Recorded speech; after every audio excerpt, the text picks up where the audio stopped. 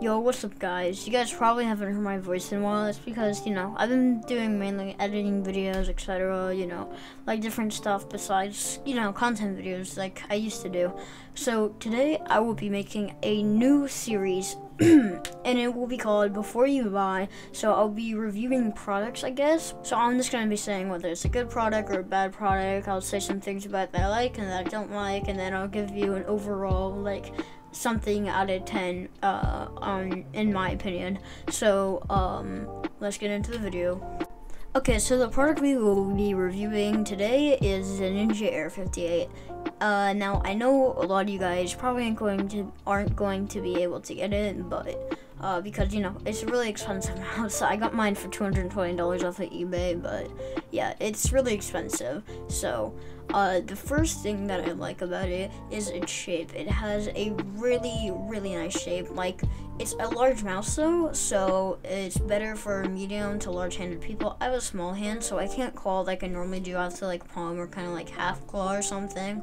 But it's overall a really good shape. And now let's talk about the weight. The weight, it's 58 grams, like it says in its name. It's more like 62 or something with the cord, but the actual mouse is it's 58 grams. It's a really light mouse.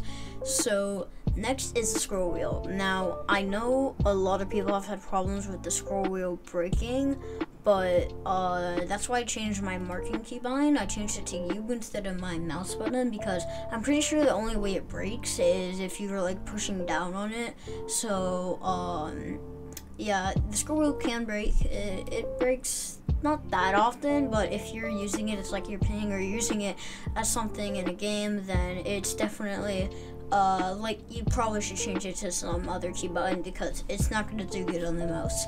And it has a really nice scroll. It doesn't really have too much of a texture, and it's a smooth scroll wheel. The stock mouse feet, they're actually pretty decent, I'm not gonna lie. A lot of people say, oh, my stock feet are ass, get hyperglized. I did eventually get hyperglized. That was actually on Christmas, but the mouse feet, when you get them, are actually pretty decent, but they're obviously not the best.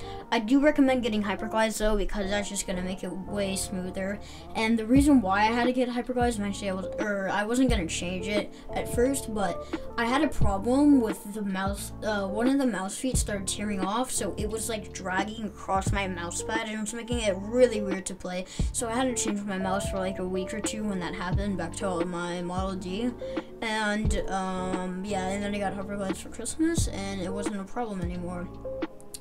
So the clicks on the mouse, they're pretty, they're pretty average. They're not anything special. They're not anything bad. I'll do a sound test at the end of the video, so if you want to hear that, stick around for that. But they're overall pretty okay. Now we have to talk about the cable. The cable is straight ass. I am not gonna lie. It's really stiff, and compared to my $60 Model D, oh my god, this is horrible.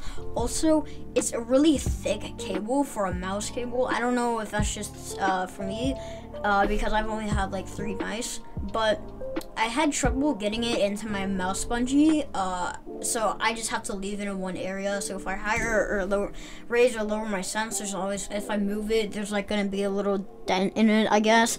But I do recommend modding it, but I'm not the type of person that knows where to get a modded mouse. But eventually, I think I will get it modded along with the side buttons. But yeah.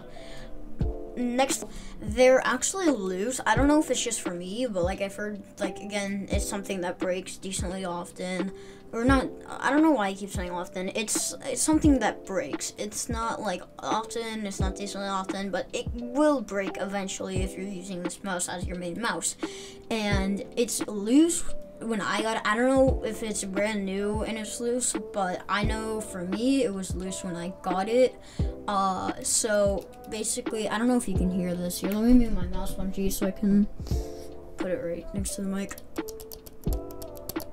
I don't know if you guys can hear that, but that's me moving the side buttons forward and backwards. So they are together though, so it's not they're separate. They stick together, but there is a little bit of an area where they kind of slide around. But the clicks on them, they're okay. They're not the best. They're definitely not good, but they're they're okay. So, normally since I have my floor and my wall, or sorry, not my floor, my ramp and my wall as my stair buttons, I slide my thumb across them repeatedly. So, you know, it's probably making it looser, but it's you know, it should last me for a while. So, and now it's time for the sound test.